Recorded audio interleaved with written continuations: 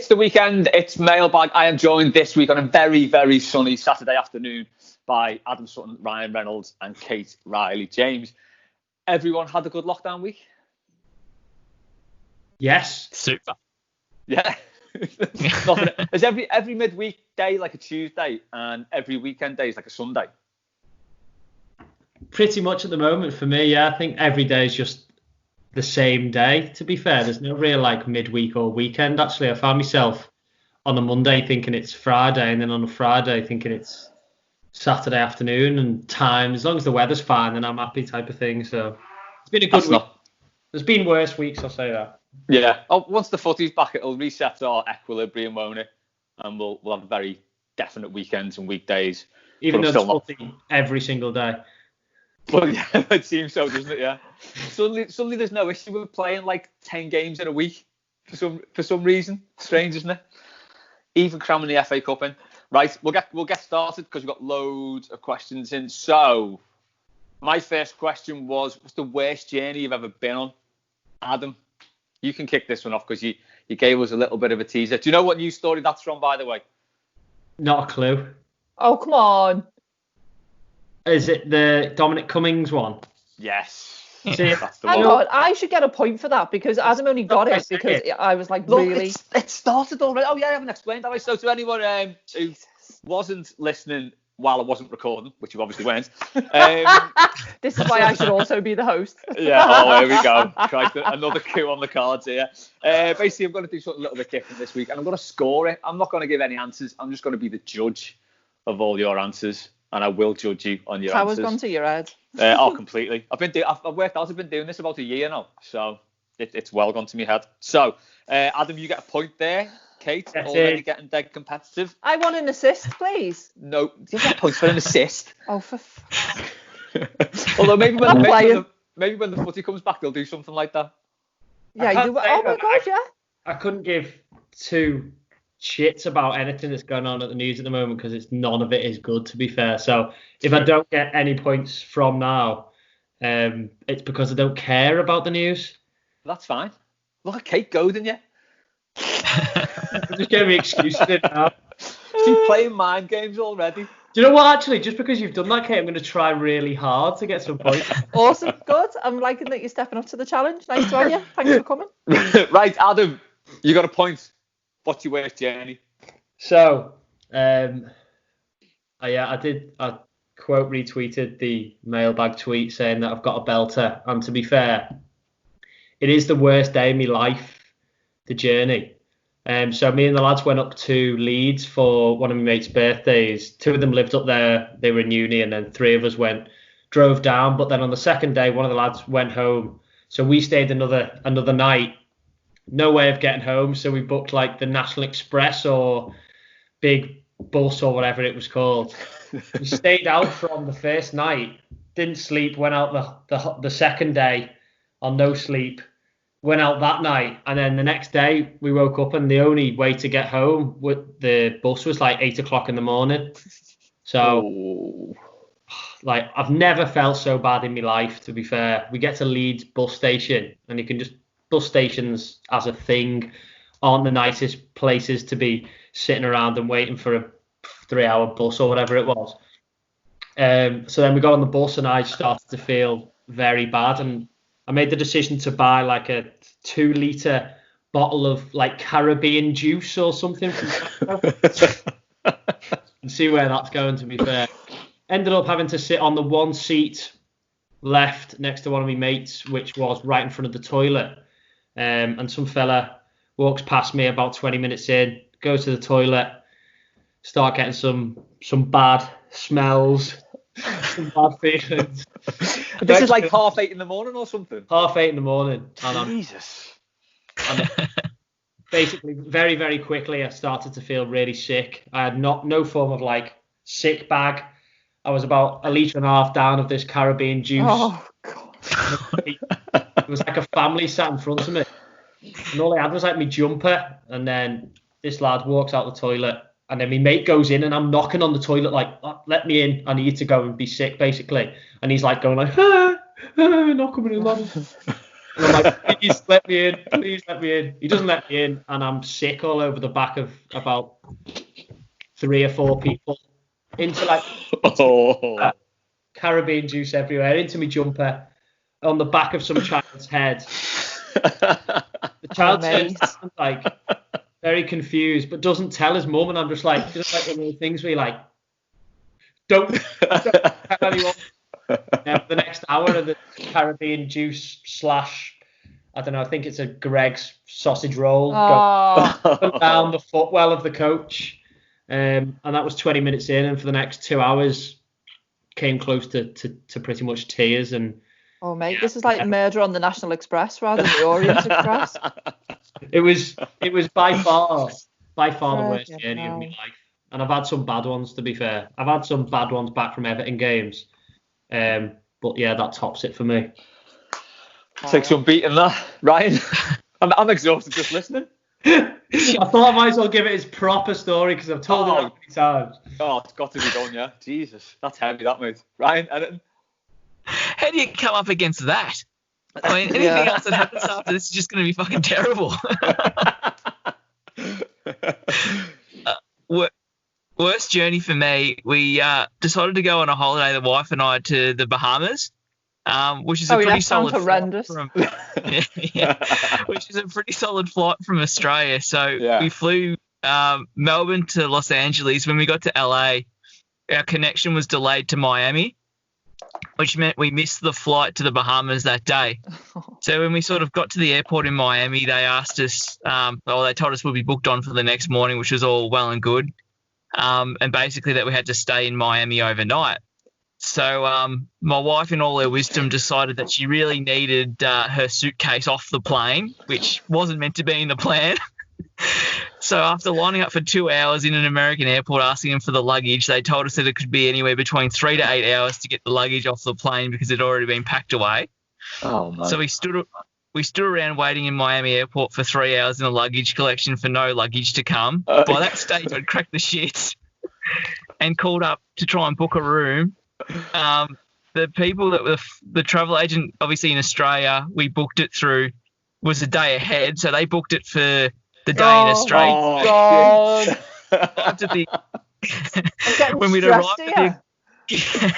we arrived at the accommodation, they're like, there's no reservation and the hotel's full. So I told them, well, you can find me a room. I'm fucking sleeping on your floor right here because there's no way, because I don't have a suitcase. I've got fucking nothing.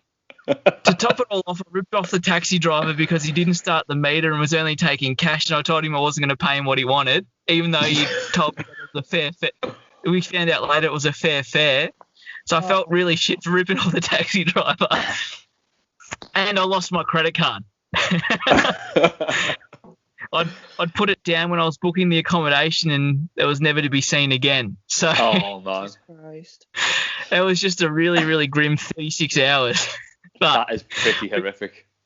We got to the Bahamas and it was fine. But the whole process leading up to it. We got to the Bahamas and it was fine. That is a TripAdvisor review and a half. We got to the Bahamas, it was fine. It's all right. Can you believe it?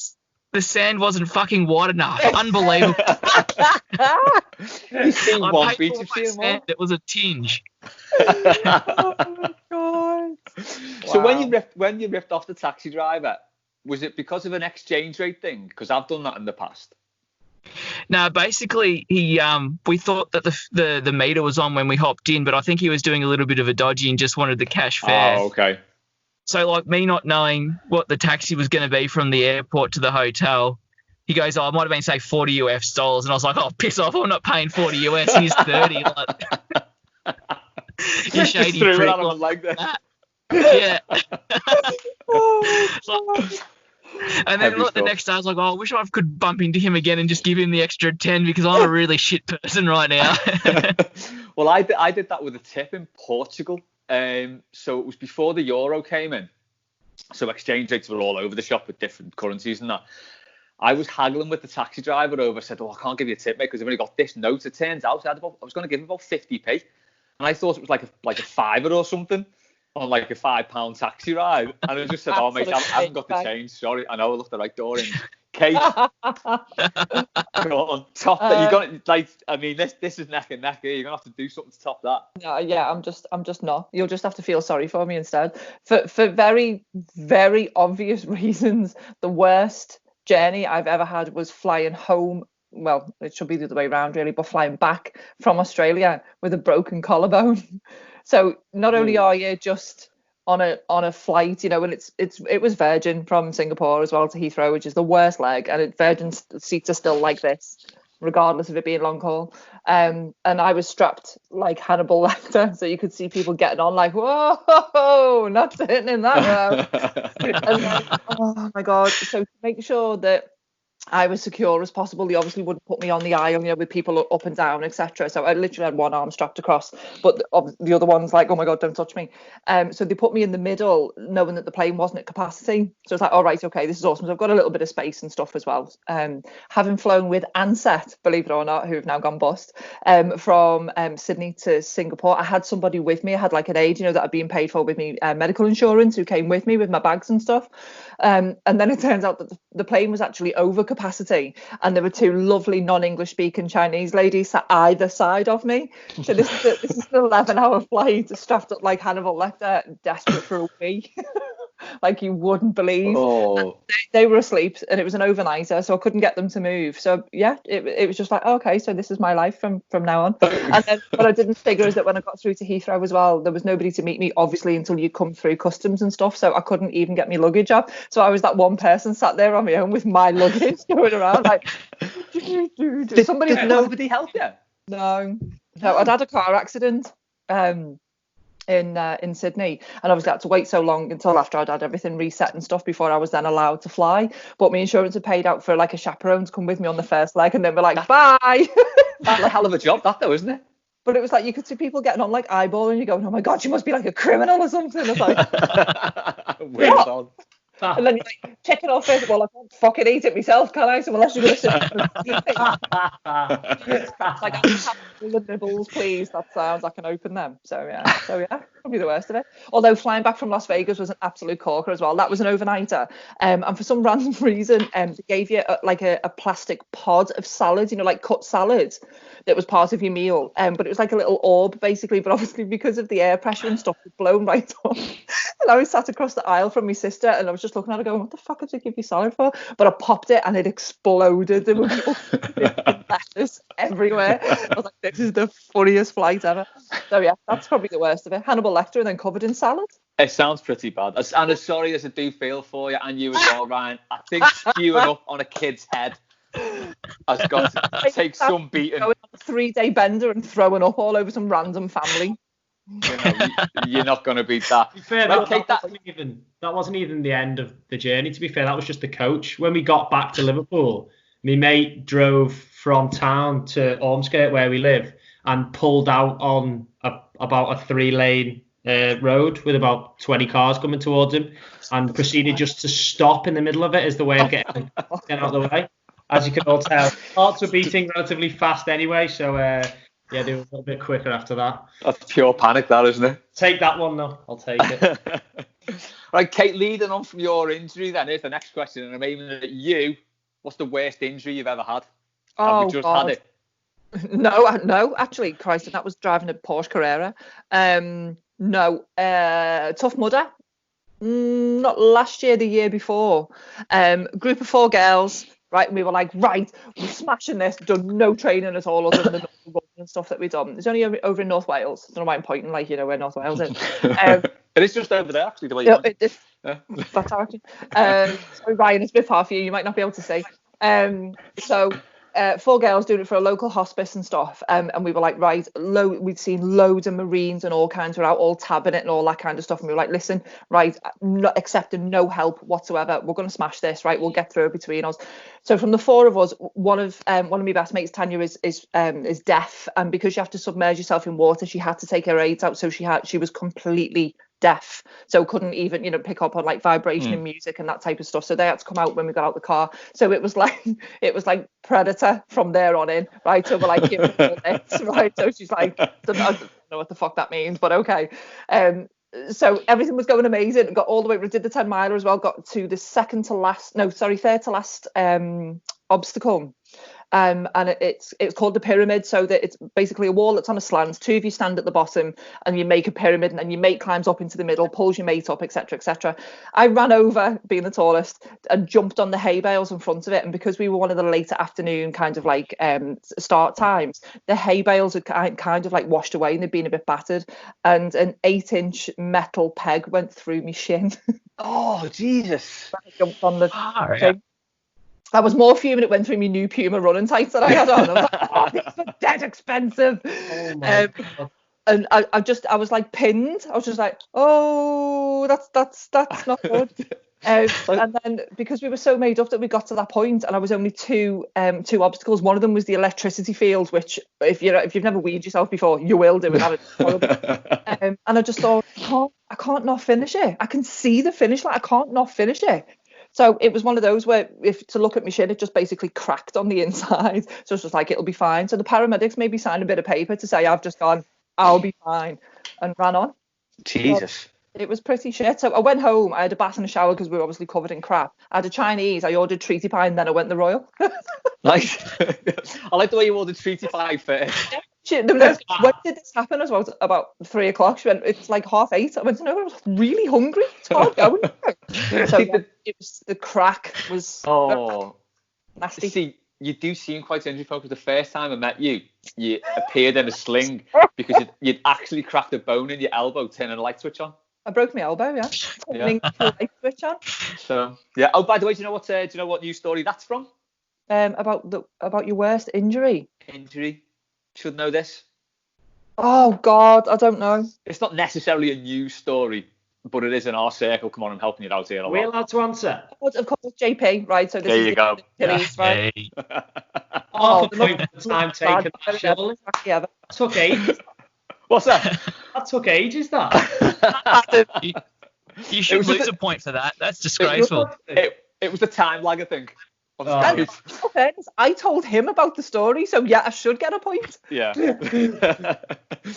Ryan, what's your worst injury? Oh, I'm pretty lucky. I don't get injured much at all. So he's going to fall in the car now.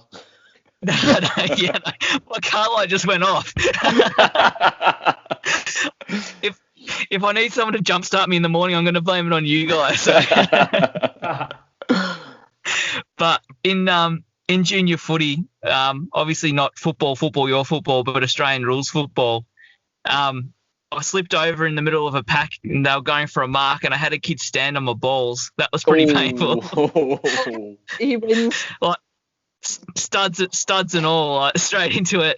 Oh. And as a 15-year-old kid, it's a bit hard to sort of tell mum and dad or a doctor,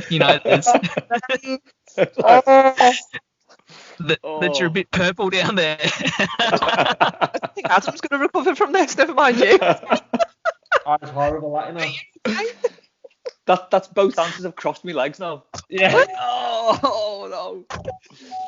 Wow. Oh. Yeah. I like the way Kate can sympathise with that as well, even though you've never experienced that pain, but you can imagine. Yeah. Adam, any horror stories from you?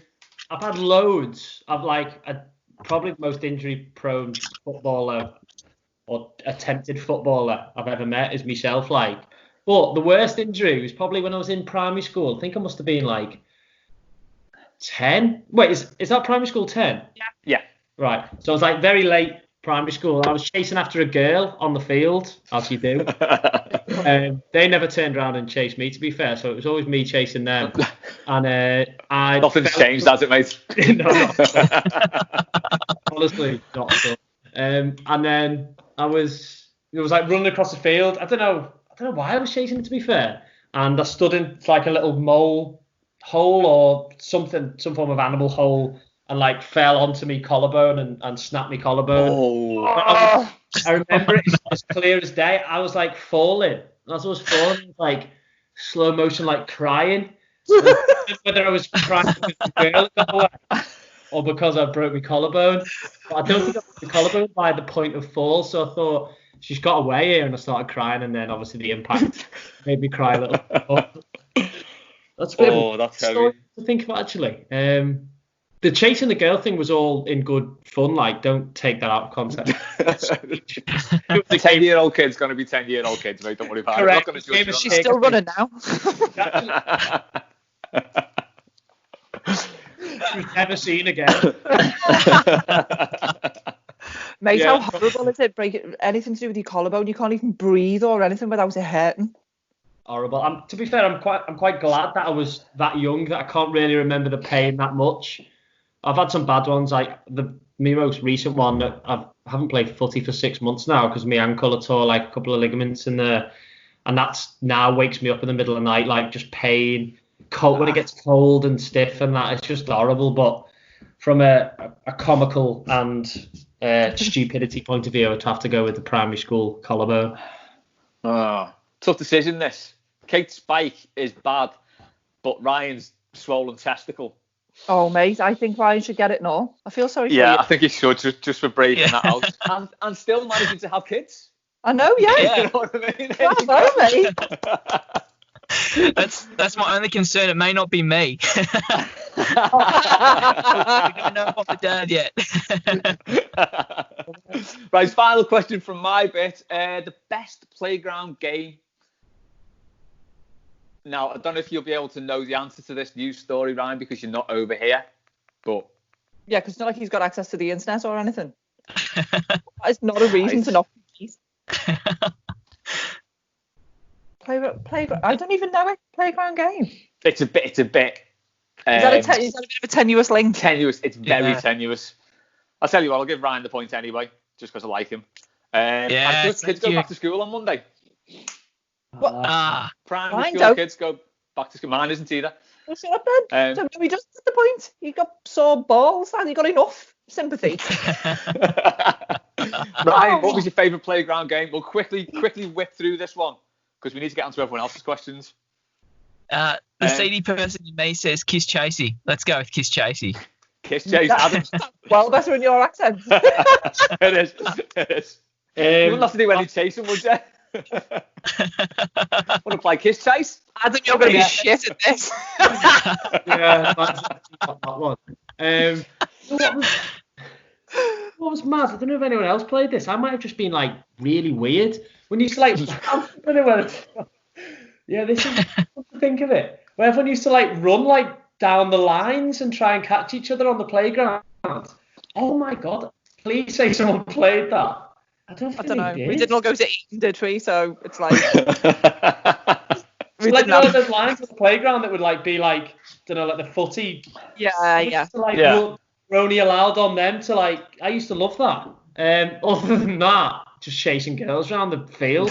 There's a theme. Kate, did you chase the boys? It is line tig, isn't it, or line tag? What? Line tig. This is a great one. Is it tick? Is it tag? Tick. It's tick. Tick Scouse. Tick. Tick. C. With a C. Yeah, tick. Tick. Nah. Tick. It's tick. T-I-G, isn't it? I see where you're from. Tick's not even a word. We just call it lolly ice here. That's all. Line tig or tick or tag. Or off-ground tick was mine. Oh my god, off-ground tick was a boss game. Unless you were on, and it was a pain in the arse then. Yeah. Kate, what was yours? Don't know, probably something.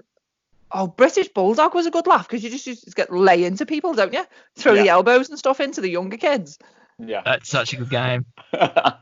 Yeah, when we were out walking the dogs and stuff the other day, someone was like, "Oh, imagine just like getting everyone in the park right now to just have a massive game of manhunt." I was like, "This, we don't even know.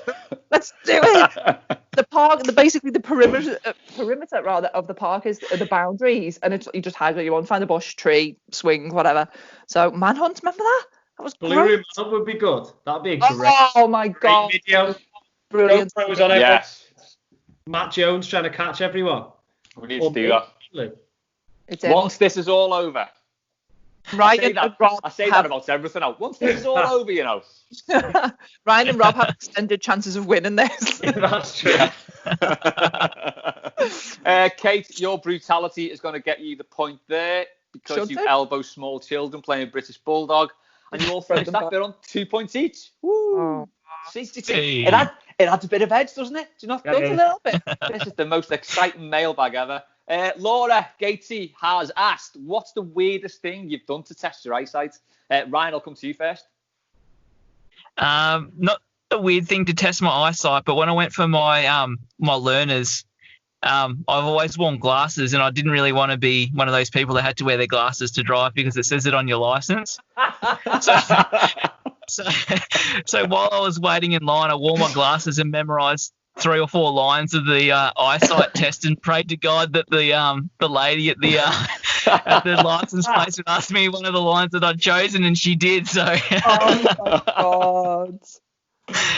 So forever and a day, I've needed to wear glasses while I drive, but I do now because I'm sensible. I'm sensible adult now. With his glasses on.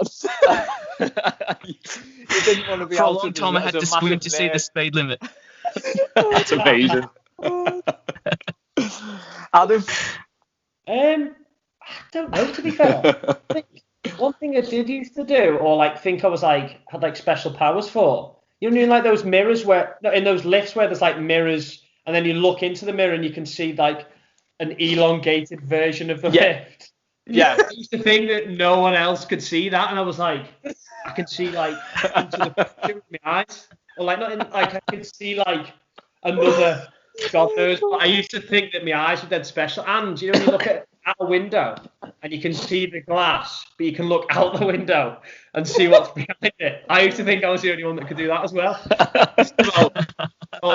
About 2 years ago as well, I think. No, this is amazing. Have you seen the new iPhone SE that's got built-in Adam vision where you can focus on exactly. I was like, I can look at the window. Like, explain it to me, 8-year-old friends. I can look at the window, but I can look out the window. They were like, okay. Getting a bit of a vision of what I was like as a child here, to be fair. It's probably Adam, go and chase that girl, will you?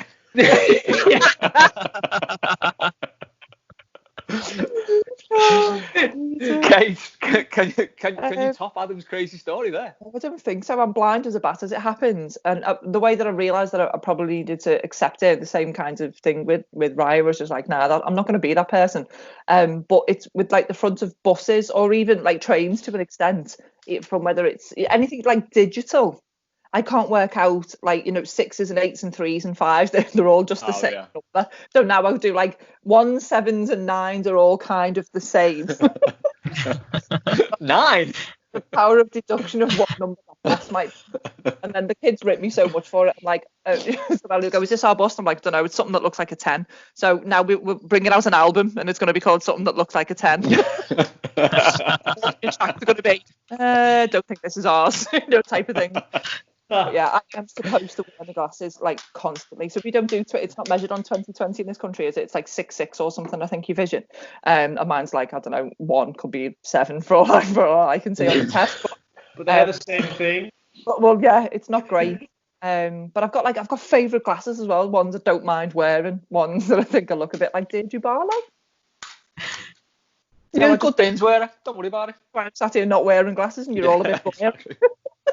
I think Ryan's going to have to take that one. Yeah, definitely. Just for potentially causing murder on his driving test.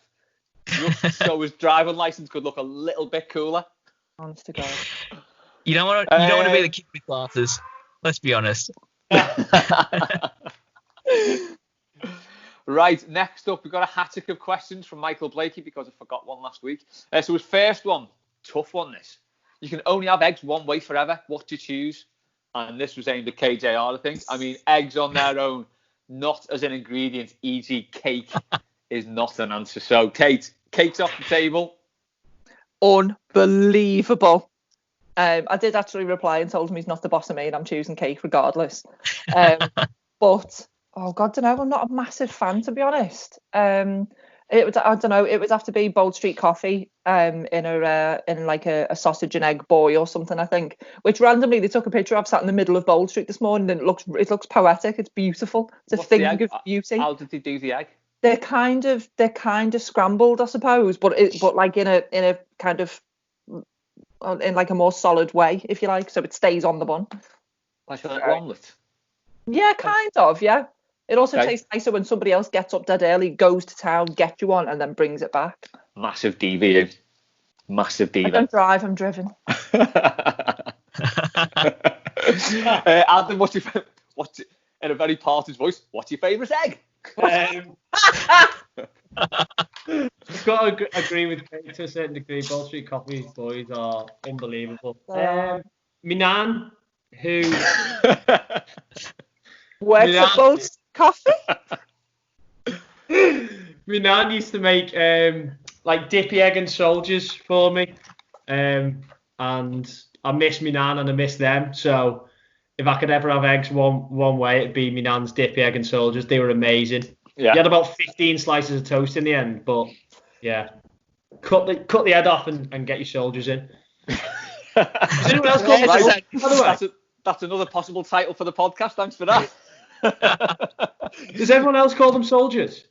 Yeah, a little soldier toast, yeah. Yeah. I'm worried there. I'm starting to think I'm like really strange here. I can't believe you're having an existential crisis in the middle of Mailbag, mate. I am. I think doing this every time on. No wonder you don't ask me to come on very often. Ryan, favourite egg? Can also give another vote for Bold Street. Yes! They're unreal. We'd just like to point out as well that there is absolutely no kind of like partnership going on between the Blue Room and Ball Street Coffee. Well, I think there needs to be in the future, doesn't there? 100%. 100%. He's all right, you're all getting which is fine. You're all getting a point for a Bold Street boy there, by the way. Get in. Yes. Next up, the right answer, by the way, was probably poached, but anyway. Mike, although I've never tried Adam's nan's dippy eggs, so. Oh. Mike Blake has also asked. You can't anymore, mate, unfortunately. Well, I know. But my nan used to make, as like a 5-year-old kid, I used to have yellow fish and green cabbage all the time. I was like a very weird 5-year-old. Like the most nutritious meal any 5-year-old was eating at the time. But the way she did the cabbage, I've never been able to replicate it. Nan scran, and she's gone now, and I don't know how she did it. Nan scran, unbeaten. Nan scran, having that. Nan scran. Michael Blake has also asked, if you were 60 odd and on furlough, would you A, volunteer and help the vulnerable, B, find a new hobby, C, buy a replica Premier League trophy, drive to Finch Farm and film yourself and put it on Twitter? Kate, A, B or C? I would go with a solid A. Yeah, Adam? I should say A, but I'll probably do B. Selfish bastard. Ryan? You're all wrong. I'm going C. Fuck it. I'm going to look like a tool. Oh, although it definitely was the wrong answer. Ryan gets the point there for his Michael Blakey, final question of his hat-trick. This was from last week. Mike, I'm sorry I missed this off last week inexplicably. Don't know why. But if you could time travel to one day forward or backwards, what would it be? Ryan? Oh, I'm going to go, let's go August 1. Oh, hang on, sorry, I'm just travelling in time here as I've just gone black. There we go. Oh my God, Ryan, are you that guy out of Quantum Leap? Well, wait, that was a bit fast. Well, I can tell you I went to the year 2035 and Everton still hasn't won a trophy, so... He's actually sat in his DeLorean there. Oh my God. So that's when I'd have to go forward in time. Yeah. I need to know if we win something. I need to know. Good luck with that. The earth is just a smouldering, molten mess. And Everton still haven't won anything. Adam? I'm going to go with not even too far in the past, to be fair. Last year I went to Lost Village Festival with my mates. And the Sunday, Little Dragon were playing, and the weather was like this, like in England, like just stupidly hot, just amazing. It was probably the best day of my life, to be fair. So I hope my girlfriend doesn't listen to this, but yeah, it was. Just say we didn't do it this week. There's no mailbag. Yeah, that's true, actually. I was hoping you were going to say go back to Leeds, but until we too much to ask, that wasn't it? Podcast, to be honest, First 2 hours was good. And it became. Leeds Uni just seems to have a reputation for just being one of those dirty rave central unis, and it was very much like that. So I wouldn't go back to Leeds. I'd probably go back now. Yeah. Now I'm over it. But I'd go back to the Fezzy last year. Sound, Kate? I'd go back as well, and I would go back to being a mom of 3. I would go back to when the sonographer asked me in 2005 whether we wanted to know whether we were having a boy or a girl, because I said yes and we found out, and then subsequently, because I found out with Elle, I did with the other team. And I think it's only in hindsight, when you look back, that you realise that pretty much everything is predictable these days. Each week we just go, we're literally going to get battered around the park by these, and generally that's what happens. But I just mean, the more you think about it, there are very few surprises in life. This is a little bit deep actually, but it did genuinely make me think, if I could change anything, that's probably the one decision that I'd change. And I'd leave it, and so that it was actually a surprise, and that it might have felt like it was that little bit more monumental, in that we've gone through this process and all of a sudden it's like, hey, instead of all of this absolute bollocks with gender reveal, with balloons, and like, you've got to have a party for everything now. I'm being pregnant is shit. It's horrible. My God. See, we found out as well, but I was glad we did. Yeah. Because I don't know. You can plan for it then, and it cuts out all this. I know it's a girl. I can tell by the way you're carrying it. It's so convenient. If you've got a plan for, it's the fact that you've got another human to look after. Whether it wears blue, pink, white, yellow, green, it doesn't matter. You still need a cot. Do you know what I mean? It's all just a little bit too convenient. And I think it's one thing in life that you've got the option to control, that you can just say, nah, we'll just go with it. So kudos to anybody who's just gone, yeah, Sam, we're getting a kid at the end of this. Woo! Do you not think you might build yourself up though to want one or the other? No, because believe me, being on the other end of it, by the time you've got the little get out, you don't care. You can have the point. Ryan will attest, having gone through not that long ago with his lovely wife. Point for your pregnancy woes there, Kate. Thank you. Well, I've got. I should get 3, but all right, fine. She'll get 3 points. You'll get a point per child. Do you see how competitive she is? She tries to bend the rules any way she can. You feel sorry for the fact he's lost his nan. I don't even know Adam that well. Never mind his nan. It's really Jesus. Quick one-word answer: are Jaffa cakes a cake or a biscuit? Adam. Cake. Ryan. Don't know what they are, so I'll say biscuit. Right. Biscuit. Biscuit, you're right. They are a biscuit. Sorry, Adam, you're wrong. What's that? Am I on no points? You got 3 points. I'm on 3 points. Yeah. Get in. Okay. Right, where are we now? Keith has asked. Now the key worker clap is finished. Which profession deserves the next 10 weeks of clapping? Butchers, window cleaners, piano tuners. Who are you going to be banging your wok for next, Kate? Oh, myself. Parents. Parents who have genuinely just gone, oh my good God, you mean that we're just at home with them all the time? What, like, really? Until like when can we get an end date on this? I was having a chat with Mick Coyle yesterday at Radio City Talk, which unfortunately came off the air yesterday. In terms of, I didn't know you were on. Were you on yesterday? Yeah, I just had a quick. I was resident because I got a cob on because he wouldn't let me go on Dad's Hour. I mean, this doesn't sound like behaviour from me at all, does it? Like, so then he invited me on the same day. I got the opportunity to interview Dean Cain, who played Superman on the telly. So I binned the radio off and went and did that interview instead. So they were fuming with me on yesterday. And I was like, as a bit of a last kind of hurrah in terms of like parenting advice. It's like, do you know what? Just bang the drum for anybody who's just managed to get through and just loved having a bit of quality time with the kids and stuff. Mm-hmm. And that doesn't matter whether you're a mom, a dad, a caregiver of any kind, whether you've helped out other people, with minding kids because they've had to go to work and stuff. And especially like the likes of Ryan and Holly's. If you've had a baby in the middle of this is terrifying. So I just think anybody, you know, with family ties like that, who've managed to keep the kids entertained, you know, they might have eaten stuff out the freezer and played in the garden in the pajamas, but like, you know, it's fine. So, you know, I think anybody who's got young kids in particular deserves a bit of a pat on the back. Fair enough. Adam?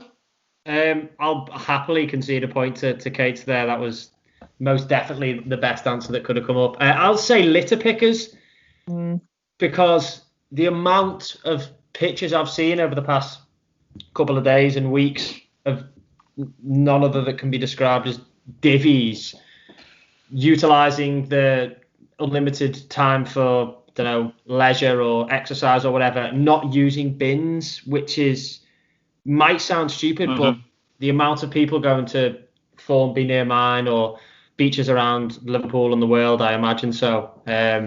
Just put it in your bag and take it home. Like, and there's people who, I imagine they don't even get paid. Most of them are going and picking up your mess just because you couldn't be asked to pick it up. So I'll bang me drum, me walk for the litter pickers.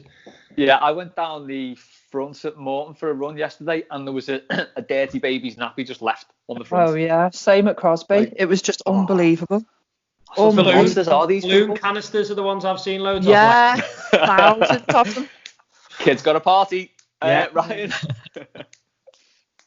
I can't compete with either of those two, so I'm going to go, but I'll go journalists because, you know, we're all in the media here. So, Stafford, let's give ourselves a bloody big pat on the back because we fucking rock. So, that'll do. Love it. We fucking rock.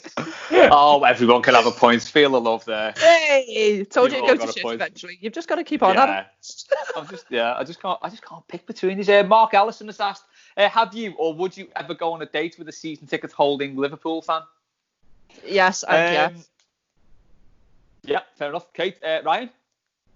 I mean, it might be a bit of a struggle for you going out with a season ticket holding cop I was going to say, if I find one here, I've done pretty well. Adam? I'm trying to think if I have. I don't think I have, actually.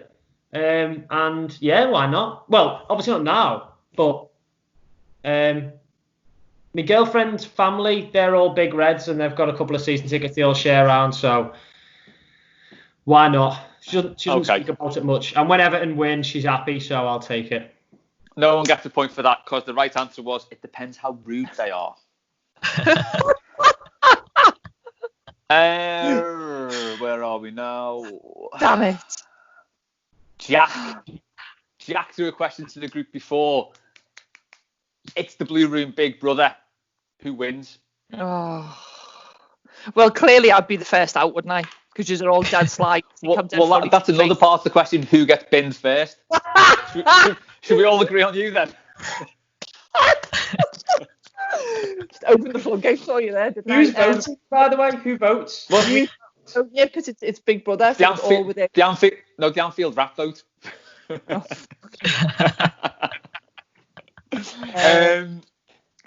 Yeah, Robbo Heighton gets the vote.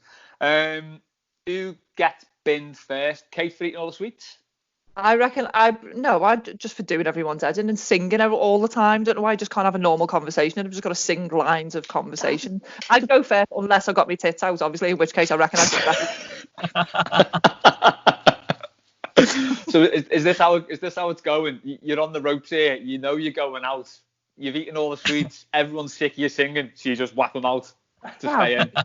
I mean, make it look like an accident, obviously. But yeah. Okay, fair enough. All right. Well, you're definitely not getting binned first then. Yeah. Who would win? I reckon Ryan would win just because he's got the monopoly of having a different accent. Yeah, we could all listen to Ryan all day, couldn't we? Yeah, especially when he goes off on kicking off about stuff, because it sounds like any Aussie doing the commentary to anything that we all think is dead funny.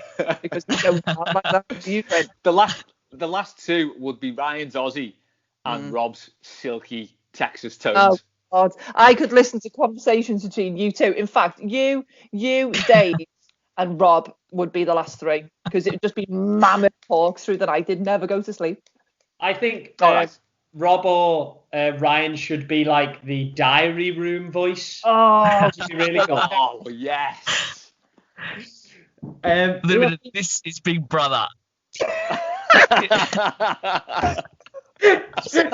Calm the fuck down.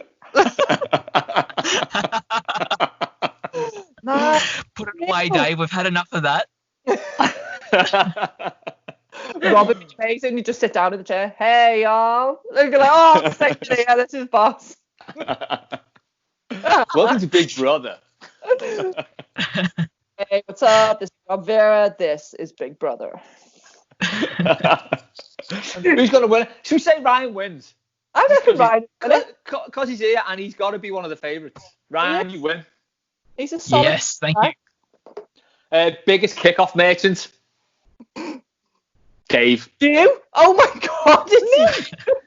Be me. I'm going to say Dave. I reckon David loses shit with something and then just kick off.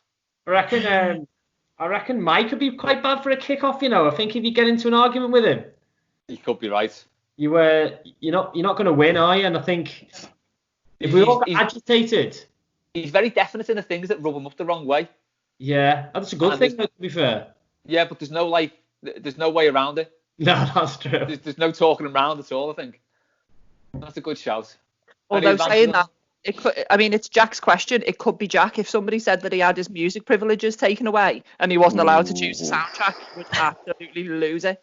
I think Jack could be up there with a shout of winning, to be fair. Just see myself spending a long amount of time just chilling with Jack. Mm-hmm. If there was ale involved, then anyone can win. I'm not really too fussed, to be fair. Or anyone could lose, actually. Yeah. Who gets binned first then? Me, probably. Yeah. Okay. You just get them out on the way out the door and say, "Look what you're missing, lads." See, the bottom line is though, right? I get all the first shout at the media when you come out, and that's where I'm going to make me money by ripping into you all while you're all still in the house. So it's totally fine. Okay, that's fair I think enough. I'd go out second because I'd chase Kate, fall down the stairs, and break the Adam, you're going to get the point for that one for suggesting that Rob and Ryan do the voiceover.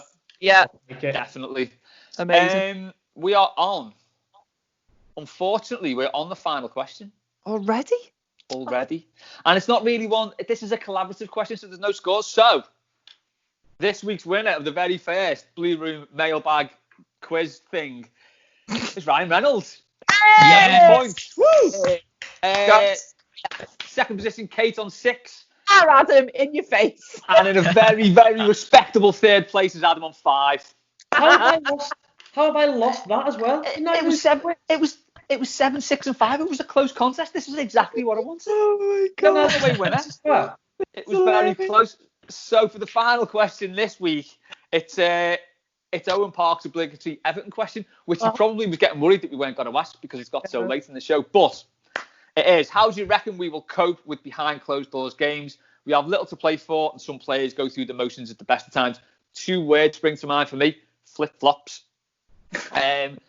Matt African Sunset said 9 left, 4 wins, 4 defeats, and a draw, giving us 50 points, finishing 9th/10th. And Don Carlo's eyebrow, said with the pressure off, it will be just like us to get a decent point haul. Just look at last year. Always pull together when there's no pressure. So we'll work this out between us. So where's the fixes we've got? Big Red at home first, or at a neutral venue. Christ.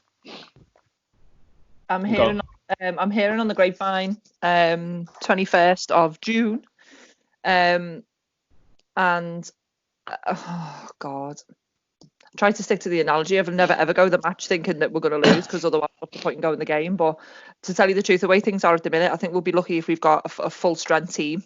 Yeah. I'm gonna. I hate predicting like this. Draw. Okay, draw. Yeah, no. Come on. Adam, what do you reckon? Not a chance. If that's at Wembley, by the way, we're getting beat 5-0, guaranteed. Promise you. That is happening. We're getting beat 5-0 by them. Imagine them lashing it at Wembley. Honestly. Jesus Christ. You know what springs to mind for Owen's question is like Les in Mainz. That was kind of behind closed doors. It basically was, wasn't it? And we are the most fragile team when Everton fans are watching the game. But when there's no one there, they seem to just go into some more of a shell where they just think, don't really need to do anything here. Pre-season, it's going to be like pre-season footy, I think, watching the German stuff and all that. It is. It's Premier League to Sunday League. If we stay up, I'll be happy. Imagine. Actually, just lose our last 9 and just go down. Yeah. Oh my God, imagine it. Honestly. Ryan, you got the cast and vote on this one. How do we go against the Reds? Can you hear us? Sorry, mate. I think you just broke up. Oh, right. So, what did you say? How do we get on against Liverpool next game? Hey, you're gonna have to come back to me, mate. I've lost you. I think I might have won the title and then just started to break up. That's it. That's it. I've won now. He's flounced. I like it. Yeah. All right, so I'm going my internet for some reason. Can you hear us now? Yeah, I got you now.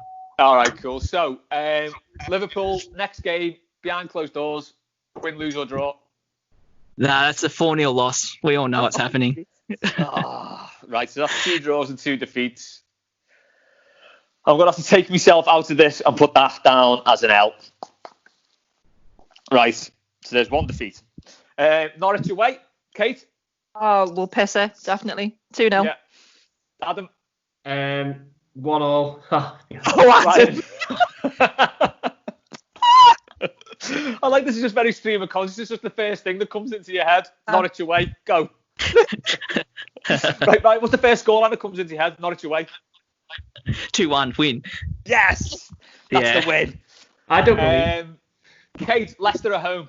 Oh, jeez. 2-1 defeat. Ooh. Adam. 2-2. Ryan. 1-1. Draw it is. Spurs away. Oh, jeez. 3-0.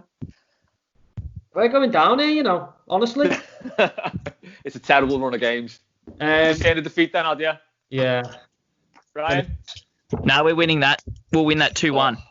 I've got to go with majority defeat. Southampton at home. 3-2 win. We'll be flying by then. Yes. Bouncing back off the Spurs. Yeah. 5-0 Everton. I thought you were going to say Southampton. Ryan. Like a freak result in the middle. Yeah, 3-1 Everton. We'll win that. Yes. Toffees. Wolves away. Yeah. Ryan, start with you first. Good. I'm going to go... I'll go 2-1 loss. Okay. Adam. 1-1. Okay. Yeah, I'm good. Yeah, all right. I'll go 1-1. 1-1. That's a draw then. Okay. Villa Are we at safe home. yet, by the way? I don't know. I'm just getting a table up to see what points we're on. Not enough. Villa at home. Go ahead, Ryan. Yeah, we'll win that. That's 4-0. Yeah, we've got to beat Villa at home, haven't we? I think that will be the game that they have to win to stay up, and I think we'll beat them. I think we could send Villa down that day. Oh, can you imagine we actually send Villa down and no one's there to see it? I know. What a load of shite that is. It's all right. There'll be some generic crowd noise in the background. It's fine. Just constant booing at Everton, isn't it? Yeah. No, I reckon we'll win that. I'll go, 1-0 even. It's right. Whatever. Win's a win. Chef, you away. Ryan? 1-1. Adam? Well, 3-1 Blues. Oh, nice. Kate? Yeah, definitely a win. I'd say maybe 2-1. Surge of optimism towards the end of the season. Final game of the season. Bournemouth at home. Kate? Oh, I hate this fixture. I don't know. 1-1 maybe. 1-1. Adam? Get beat 1-0. Dan Gosling. Don Dazzling. Ryan? I reckon it's going to be peak Everton Bournemouth. It's going to be 7-6. Everton win. That's to us. Yeah, that's us. Yeah, I'm going to agree with you. We're going to beat them. So that's a win. So, Toffees currently in 12th on 37 points.